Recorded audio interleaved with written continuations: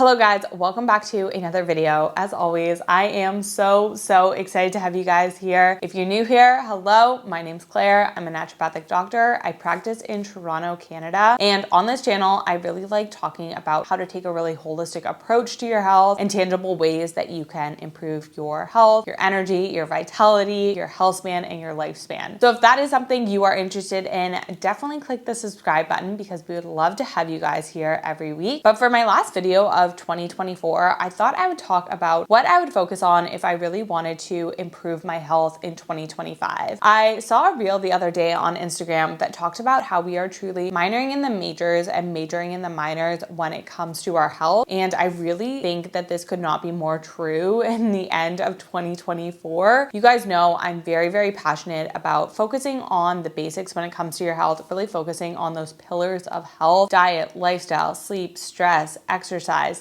things like that. And in 2024, I feel like we have just ramped up the obsession with these small, minute details when it comes to our health. Of course, it's easier to think about the IV therapy and the vitamin drips and the fancy supplements and the saunas and the cold plunges, when really focusing on the basics is really what's going to move the needle forward. And you guys know I talk a lot about environmental mismatch. I talk a lot about how society and culture has shifted so much over the past 100 years and how that's really taken a toll on our health. I think we first started to see a huge shift in the Industrial Revolution. We saw a huge shift in the food industry and farming practices. And then again in the 1940s, 50s, and 60s, we saw a huge change in technology, a huge change in the food system, packaged food, prepackaged food. And then I think that we saw it again in the early 2000s, the 2010, with that huge technological boom, the rise of social media. And I really think that those three kind of periods in history have just totally transformed our lifestyle, totally transformed our food industry, how we source our food, how we prepare our food, but again, also our lifestyle, how we take care of our home, how we move throughout our day. I often think back to my grandma, my great-grandma, and how their lives in their 20s looked so different than mine. And my great-grandmother used to babysit me and my brother when she was in her 90s. And I remember her being in such good health all the way up until the end of her life. That is really what I'd like to focus on, is really how we can go back and really look at the ways that our lifestyle has changed over the past 100 years. Because the health challenges that we are facing nowadays are so different than the ones that we were facing 80, 100 years ago. And I really think that all of these health challenges stem from the just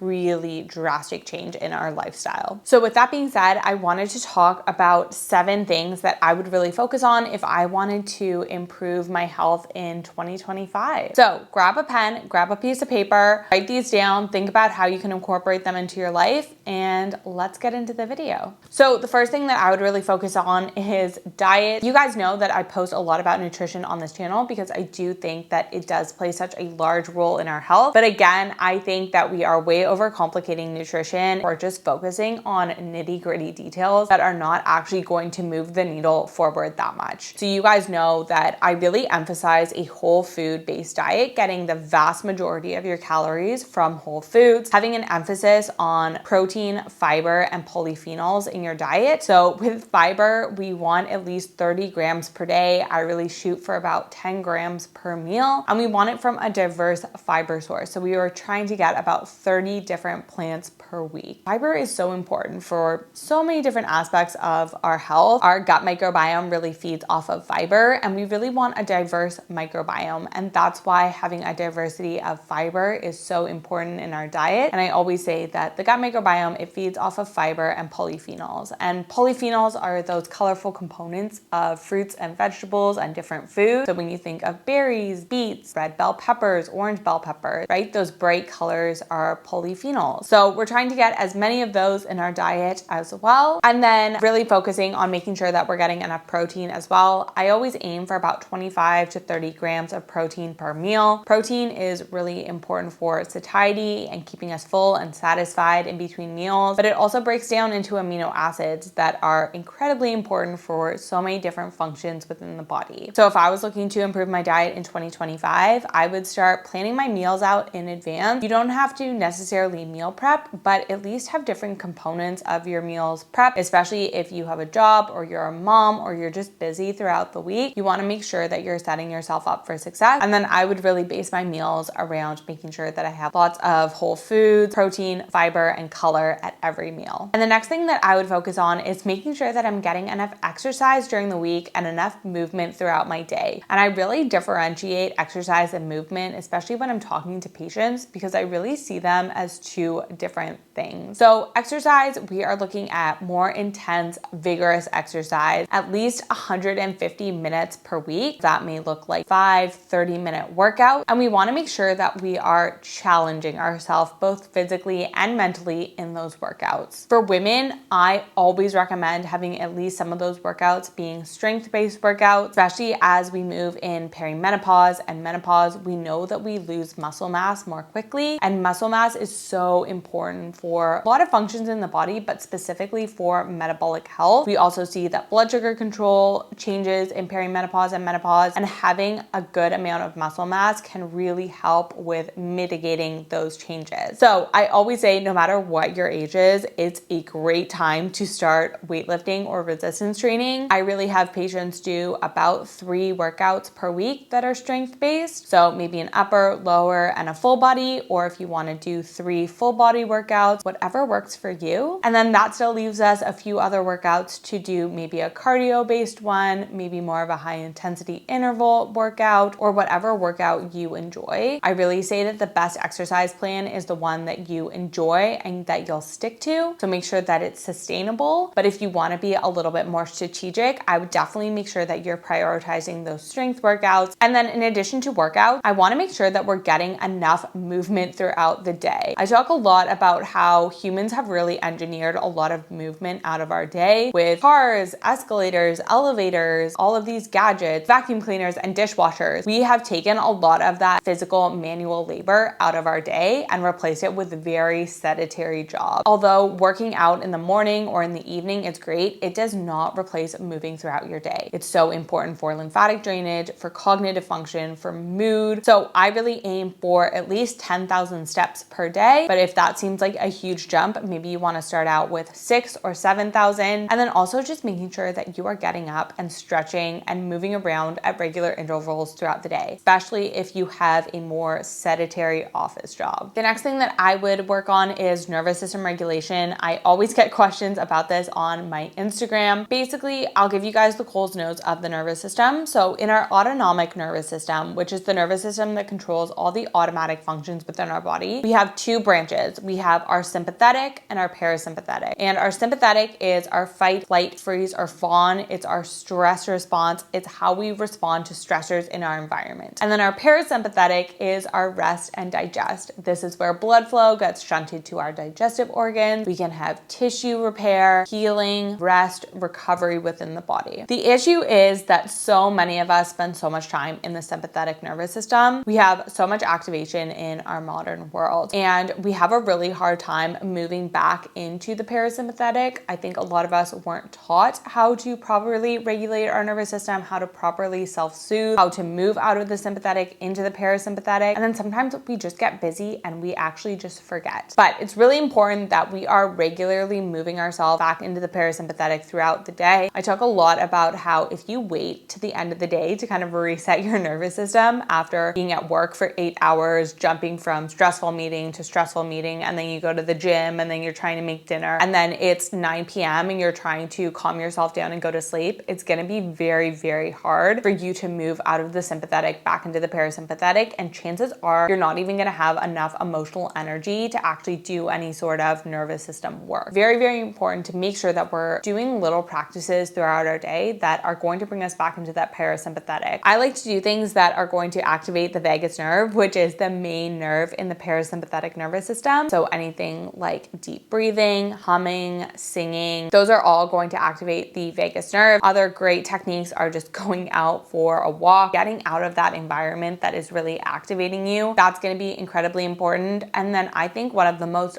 underrated ways to regulate your nervous system is simply slowing down and doing daily tasks slower. We are so obsessed with rushing through the mundane tasks in our day because we truly see them as mundane, when those are great opportunities to regulate your nervous system. So next time you catch yourself rushing through washing the dishes or brushing your teeth, cleaning up your living room, actually make an effort to slow down. It is actually incredibly calming to your nervous system. It's a really great way to regulate your nervous system and also create just a more flexible nervous system, because that is what we all want. We want a flexible nervous system. We're always going to have activations as we move throughout our day. What we want is to be able to move ourselves back into that parasympathetic, that rest and digest, and really feel calm and safe there. So the next thing that I would really focus on is taking a closer look at your thought patterns and your mental diet. The thoughts and information that we are being fed from both external and internal sources really impact physiologically what is going on in our body. Firstly, going to talk about the external information that we are consuming. Never in the history of the world have humans had so much access to so much information, so many people's opinions all at once. I think that there are really great things that social media has done. Social media is the reason why I am on the screen of your iPhone or your computer right now, but it also means that we have access to a lot of people's opinions on different topics, on things that we're doing all at once. It's very overwhelming on our nervous system, and it can also just be very difficult to process all of those. So making sure that you're really being selective with the thoughts and the ideas that you are consuming on social media, and also recognizing that everything is not true. Everything that you see online is not true, yet somehow our body takes it all as fact. So maybe in 2025, just being a little bit more selective with the content that you consume. And then on top of that, also looking at internal thoughts. So the thoughts that we always have throughout the day really impact how we move throughout the day. It triggers physiological responses within our body. So making sure that you're actually slowing down and opening up your awareness to your thoughts, because so many of us are running on autopilot for so much of the day and we're not even aware of our thoughts. And a lot of the times those can still trigger things in our body. It can bring up a stress response. So taking time every day to slow down and really be critical about the thought, maybe thinking about reprogramming positive thoughts that you want to have and really trying to work those in your day-to-day life. If you have time on a weekly or maybe monthly basis, taking a time to do some journaling, just going through thoughts that are constantly coming up for you and unpacking those can be incredibly, incredibly helpful. And then the next one is getting really comprehensive blood work done and working one-on-one with someone who can interpret that blood work. You guys know I'm very, very passionate about this. I get asked all the time, why does my blood work always come back normal when I run it with my GP? And I actually broke that down in an Instagram post, so I will link that post. I'll put it up here and I'll also link it in the description box below. But in short, the main reasons why blood work always comes back normal is that a lot of the times they're not running enough tests or the right tests. They're looking at the ranges that the lab gives them as the quote unquote normal ranges, and they're not interpreting the blood work as a whole. A lot of the issues that people come to me with, like brain fog, fatigue, heavy periods, painful periods, irregular periods, weight gain, weight loss resistance, irritability, mood changes, all of those things, they can all be caused by a lot of different things. And blood work is a really good way of identifying what is really driving your symptoms so that you can come up with a more tailored approach to address those. And I also say that a lot of the times we're really obsessed with this idea of the one root cause that's causing our issues, when a lot of the times it's multifactorial. I hardly ever see blood work where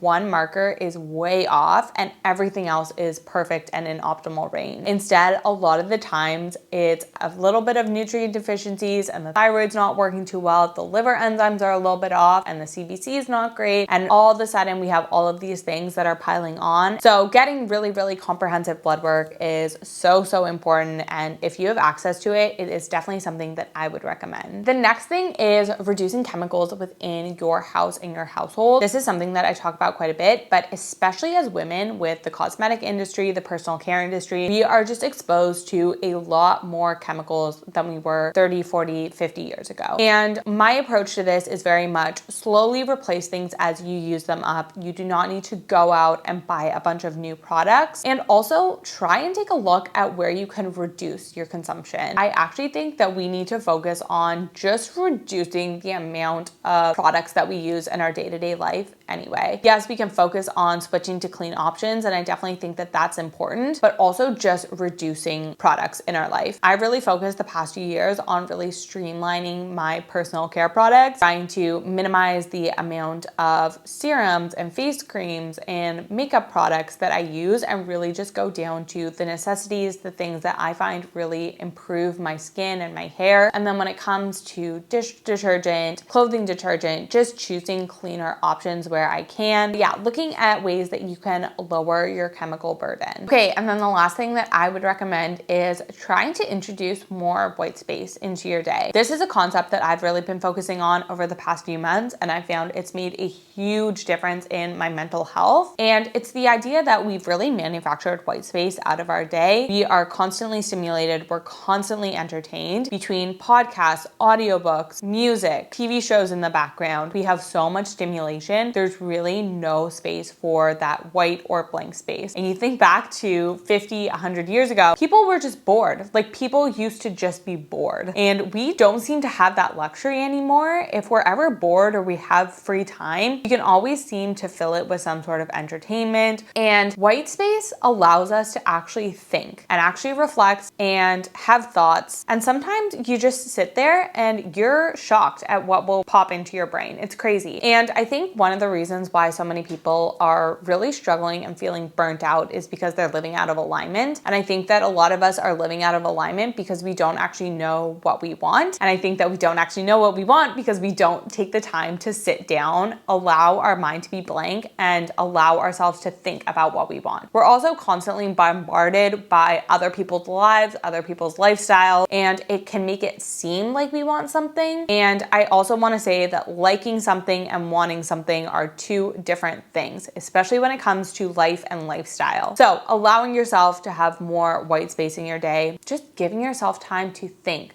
reflect, have your mind be blank. It's so nice, and it's also a form of rest. I think so many of us are also craving this deep rest, and none of us truly feel rested. And I think, again, that's because we never have this white blank space where we can actually just allow our body and our mind to rest. So creating more white space, I think that this also, again, it just gives you more time to think. It gives you more time to actually enjoy your life. I think so many of us are not actually enjoying our life, and there's, again, a number of reasons for that, but I think it's because sometimes we're just not allowing ourselves to be present in our life. It's very hard to enjoy your life if you're not present in it. Guys, this is a total rant, but the moral of the story is just give yourself more white space, more time to think and practice gratitude. I think so many of us are starved for gratitude. I could make a whole separate video on the ways that I really think that consumerism and lack mindset and things like that are really damaging to our health as well. That does bring us to the end of the video. As always, thank you guys so much for watching. I'm so grateful to have you guys here. I was looking at my YouTube analytics the other day, and I actually started 2024 with 1,400 subscribers. And as of right now, we're at about 12.6K, which is insane to me. Like, that number actually blows my mind. But I'm so appreciative to have you guys here. I'm so happy that you guys feel like you're getting value out of the content enough to subscribe. If you guys also want to go check out my Instagram, I will link that. I will have my email list linked down below. I send out weekly emails, so I definitely recommend checking that out as well. And then one last thing I'm gonna say is make sure that you're taking some time to reflect on the wins and the progress that you made in 2024, as well as all the mistakes that you made. Those are all learning opportunities and sources of knowledge that you can bring into 2025. Have a great holiday season. I hope that your holidays are filled with time with family, friends, and rest. And I will see you guys in the new year. Bye.